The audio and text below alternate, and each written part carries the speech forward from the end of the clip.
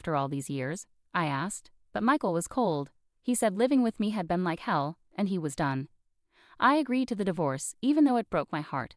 Then Michael revealed something else. We don't even need to go through the legal process because I never officially registered our marriage. We were just living together, not legally married. I felt betrayed and angry. Michael had kept this secret from me all these years, and now he was using it to avoid giving me anything in the divorce. The day we thought our marriage would be registered was actually the day it officially ended. "I couldn't go because of an urgent matter," he said, "but it turns out I never submitted it." "Not submitted? Are you joking? We've been living as a married couple for 10 years. It's impossible that you didn't submit it," I exclaimed. "Normally, yes. But I made that rule at the beginning. If you went to the office, everything would be ruined. When we got married, we made some rules. I, as a homemaker, would handle all the household chores. I was on an allowance and part-time work was prohibited. And Michael would handle all governmental and official matters." "Why would you do such a thing?" I asked. "Because I was about to be forced into a marriage with someone I didn't love. I wasn't going to submit it easily. I was saving marriage for someone I truly wanted to be with." "Then you should have refused the marriage proposal in the first place." "I couldn't refuse. My parents are stubborn and wouldn't listen. What would have happened if I said I didn't want to marry? Plus, I wanted a housekeeper. I'm a busy doctor and can't often tend to household chores, so I decided to marry you as a housekeeper. It was a good deal for you too, right? You could eat well and have a roof over your head without working. You seemed desperate to get married too. Maybe you felt pressured because your friends were getting married. Even though we weren't actually married, you were seen as the woman who married a doctor. This 10-year relationship was a win-win for both of us. That's all it was, and it ends today. You should be grateful for the good times you had. Now you have to live on your own without relying on others." I can't believe this. "Oh, and one more thing. Don't tell my parents about this. If you do something unnecessary, you know what will happen to your father, right? My father runs a medical equipment sales company and has a contract with the hospital where Michael works. Our marriage was how this connection was made. Michael was threatening me, implying that if I told his parents, he would sever the contract with my father's company. It's your fault for being deceived. How pitiful to be thrown out with nothing," he said, laughing. But the one who would be thrown out without knowing anything was actually him. I couldn't help but burst into laughter. "What's so funny all of a sudden?" he asked. "I can't believe you became a doctor with that kind of knowledge," I said. "What do you mean?" he asked. "I knew all along about your mistress and that you didn't submit our marriage registration." "That's impossible.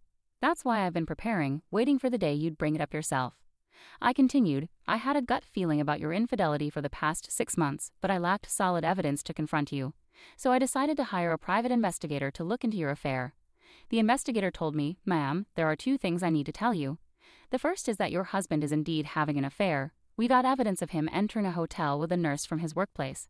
And the second is from their conversations. There's a possibility that you two are not legally married." "Not legally married? What does that mean?" I asked. "I'd overheard your husband and his mistress at a cafe," the investigator continued. "He said they didn't need to worry about alimony or property division since they never submitted a marriage registration." "What? I can't believe it. We've been living as a married couple for 10 years. I don't know why he didn't submit the marriage registration. That's why he never let me handle any official procedures." "Yeah, that seems to be the case. I can't believe this. How could this happen? It's unusual to hear about not submitting a marriage registration for 10 years, but it's not unheard of. This is too much. Am I just supposed to accept this? If we were never married from the start, there's nothing I can do." "Not necessarily. What do you mean?" "Let's make him pay for deceiving you for 10 years. First, we need to prepare without him noticing," the investigator suggested. So I started preparing with the investigator to take action against my husband. "So what if you knew we were never legally married from the start? Does that justify your actions with other women? Do you think you can avoid taking any responsibility?" he said, trying to dismiss his actions. "You called me pitiful for not knowing the truth, but it turns out you were the one who was pitiful." "What do you mean?" "We're considered to be in a common law relationship on paper." "So what?" "You might not know, but you can actually claim alimony and divide property in a common law relationship." "What?" He didn't know that not registering our marriage would come back to bite him. "In a common law relationship, you can make claims. It's not widely known, but it's possible. Of course, there are conditions. From what I see in your case, it seems you meet those conditions." "What are these conditions?" "The common law relationship is established based on 2 main criteria. First, both parties must have intended to marry. It's not just about living together, there must be a mutual intention to marry. This can be shown through things like having a wedding ceremony or being recognized as a couple by others." We did have a wedding ceremony, and our families and friends recognize us as a couple. So we meet the first criterion. The second criterion is living as if married. This includes sharing a household for more than 3 years. You've been living together as a couple for over 10 years. As a homemaker, you've obviously shared the household finances. This is recognized as a marital relationship. So that means if you can provide proof of what we discussed, you can claim alimony and divide property. I'm not an expert in this area, so I'll introduce you to a lawyer. You can work with them to bring him down. After consulting the lawyer I was referred to, I learned that I could indeed claim alimony and property division from my husband. I'm going to demand alimony and property division from you, I informed my husband, who turned pale. His confidence, which had been evident just a moment ago, was gone. But even if you can claim alimony and property division, you're just an unemployed woman. Do you plan to rely on your parents after being kicked out? He asked. Didn't I say I was preparing? I've already found a job starting next month. I've also found a new place to live. Don't worry about me. You thought I, a clueless homemaker, would be helpless, but the tables have turned. I'll make sure to discuss this with your parents, just so you know. Do you not care what happens to your father? If they want to break the contract, let them. Sure, you were the link to the hospital, but the contract continued because of my father and his company's efforts. Whether or not they keep the contract is up to them. Let's see if they'll break a contract just because the doctor's wife of 10 years was a lie. Try saying that. My father and I won't be affected if the contract is broken over this. It only shows the depth of their trust. We'll just find another hospital to partner with, I said firmly, taking out my phone. You're not calling your parents, are you? He asked nervously. That's exactly what I'm doing. Our parents think we're still married. It's only natural to inform them if this relationship is ending. To my surprise, my husband began to apologize. Please let me talk to them. Don't call. Why? You know how strict my parents are. If they find out about this, it's over. What does that have to do with me? Huh? You're asking me not to tell the truth because your parents are strict?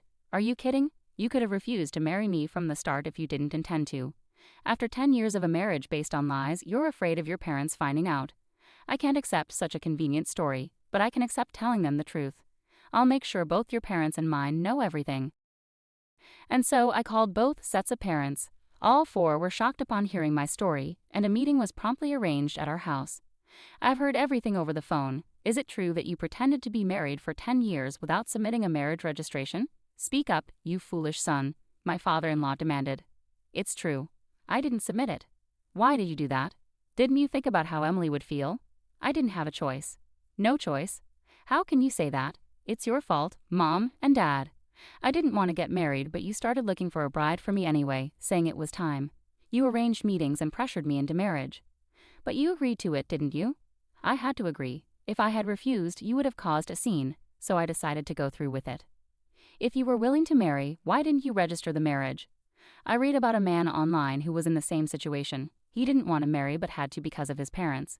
He lived as if married without registering, then revealed the truth when he found someone he truly loved. That's shocking. What happened to him in the end? Now he's married to the person he loves and has a real marriage, so I plan to marry my girlfriend too and have a real marriage. After hearing his explanation, my parents, who had been quiet until then, finally spoke up. A real marriage, huh? Maybe you didn't marry for love, but remember what you promised at the wedding? We will always care for each other and create a happy home. What did those words mean to you? What did you show us back then? We trusted you with our daughter's happiness, but for 10 years you deceived her by not registering the marriage. Did you create a happy home? And now you're leaving her for another woman. Can someone who acts without care, even if they change partners, truly have a real marriage? Well, we were glad you married our daughter, not just because you're a doctor. We thought she could build a happy life with someone as sincere as you. But it seems we were wrong and missled. And you threatened our daughter that if she told us, you'd end your business contract with us. Really? If you're going to threaten our daughter, we'll end the contract ourselves. Be warned, we will speak the truth when asked. If you do that, there will be gossip at the hospital. Gossip? Yes, maybe, but that's because of what you did. You were the one who threatened us with ending the contract. My husband panicked at this unexpected turn. Please, let's talk about this calmly. Don't play games with us. My father-in-law grabbed my husband's collar, furious. We didn't raise you to be a scoundrel. What were you thinking? Dad, please stop. By not registering the marriage, you may have thought you were protecting yourself, but because of your selfish actions, Emily was missiled for 10 years. What were you thinking, causing so much trouble to others? The room fell silent. Faced with my father-in-law's words, my husband had nothing more to say. Emily and her parents, I'm really sorry for the trouble caused by this idiot. No, your parents shouldn't apologize. It's not their fault. But as parents, we partly bear responsibility for letting him behave this way. We'll take him home now and ensure he stops his reckless actions. We'll handle the aftermath properly. We're deeply sorry for all of this. With that, my husband was taken away by his parents to their home. You've been through so much. You should come back home for now and rest. We'll figure out the next steps later. Don't worry about anything right now, my parents said kindly. Thank you, but I'm not going back home just yet. There are things I need to take care of. I declined and chose to stay in my own home. What I needed to do was prepare for the final settlement with my now ex-husband, gathering evidence for our common law relationship. I was preparing to claim alimony and divide our assets. A few weeks later, I arranged a meeting with a lawyer. Even if I agree to alimony, why should I divide my property? She's been a homemaker for 10 years, never worked a day. I paid for everything: furniture, clothes, food. Now you're saying I have to give away the money I worked hard for. He protested, unwilling to accept sharing his earnings with me. Yes, that's correct. Your earnings and the belongings acquired during our relationship are subject to division. Why does it have to be like this? Who took care of the house and cooked meals while you were at work? Who managed everything at home? That doesn't matter now. No, it does matter. A homemaker deserves a share of the assets because running a household and raising children have real economic value. Speaking not just as a lawyer but as a person, do you think housework is something anyone can do, something that's just expected of a homemaker? The reason you could focus on your career was because of her support. Don't overlook that. What? This situation is a consequence of your actions, yet you're upset about fairness. What did you say? Never mind. Anyway, she's entitled to half of our assets through property division. That's how it works. Damn. As for alimony, we're seeking $100,000 from you. $100,000? Why so much for a relationship that wasn't even legally married? It's precisely because it wasn't a legal marriage. Typically, alimony in common law relationships ranges from $10,000 to $40,000. However, in your case, you pretended to be married for 10 years and then tried to discard her when you found someone else. The amount is based on the seriousness and duration of your actions. But still, you might think 10 years is short, but it's longer than you realize. During that time, she committed herself to you, believing you were married. You have no right to complain after betraying her. It was a powerful response. He had no rebuttal and reluctantly agreed to my terms. Later, I also sent a notice of claim for alimony to his mistress. With the help of an investigator, I knew who she was and where she worked, a nurse at the same hospital where he did. Wait, this isn't what you told me. What's going on? I told you not to approach me at work. I received this from your wife. You said there wouldn't be any alimony because we weren't legally married. What's going on? Later, I found out that in a panic after receiving the alimony claim from me, she confronted him at the hospital with the notice. All right, let's talk about this later, not here. There are too many people around. We'll both be in trouble if this gets out. I don't care about that. I can't afford this kind of alimony. You said it would be fine, so you should pay it. What? I'm not paying anything. You wanted this relationship. You said I was the one for you, that you wanted to marry me. Hey, keep it down. Everyone can hear us. Just so you know, I'm not the one at fault here. If you want to settle things with your wife, handle it yourself. Tell her I don't know her anything, and that you'll sort everything out. Wait. This conversation ended up exposing their affair to the entire hospital, quickly becoming the talk of the place. Then came the final blow when my father requested to terminate our contract with the hospital. I apologize, but we'd like to end our contract by the end of next month. Aware of the rumors, the hospital inquired, "Forgive me for asking, but is the reason for canceling related to Dr. Michael's affair? It's become quite a topic here." Yes, a nurse believed to be involved caused quite a scene. I never imagined he had pretended to be married for 10 years without actually registering. You mean he never filed the marriage registration? Did you know he hadn't done that? All I knew was that he was married and had an affair. What do you mean he didn't file the marriage registration? After my father's request, it came to light that he had deceived me for 10 years by not filing the marriage registration. This news spread among the other nurses. Dr. Michael deceived his wife for 10 years by not filing the marriage registration and had an affair with a nurse. How awful.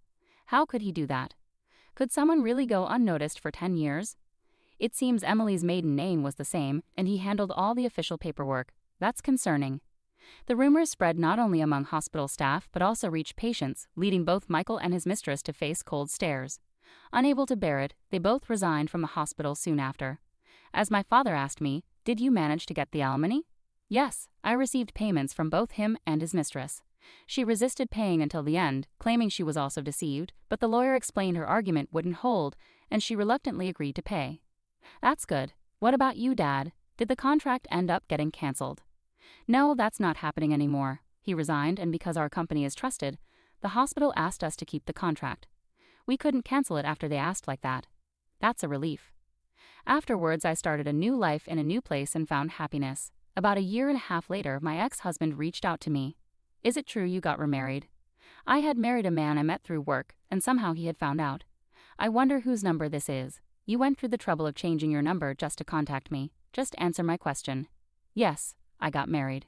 You betrayed me. Betrayal? We were never legally married, so I didn't think it would matter to you, right? That's beside the point.